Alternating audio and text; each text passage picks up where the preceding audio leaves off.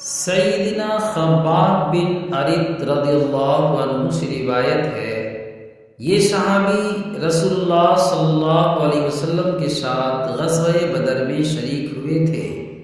وہ کہتے ہیں، ایک دفعہ میں نے ساری رات رسول اللہ صلی اللہ علیہ وسلم پر نگاہ رکھی۔ آپ صلی اللہ علیہ وسلم نے ساری رات نماز پڑھنے میں گزار دی۔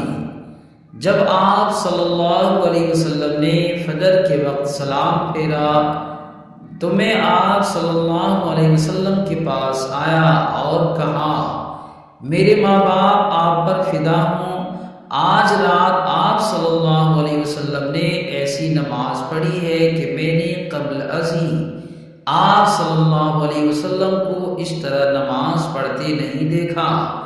رسول اللہ صلی اللہ علیہ وسلم نے فرمایا، ہاں، یہ انتہائی رغبت اور اللہ سے ڈر والی نماز تھی۔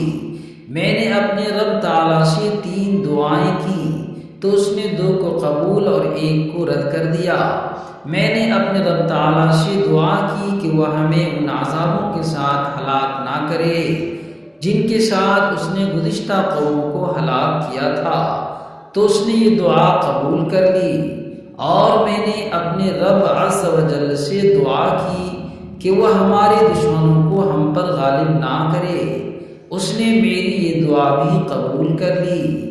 اور میں نے اپنے رب عز و جل سے دعا کی کہ وہ ہمارے درمیان آپس میں اختلافات نہ ڈالے، تو اس نے میری دعا قبول نہیں کی۔ بحوالہ مسند احمد۔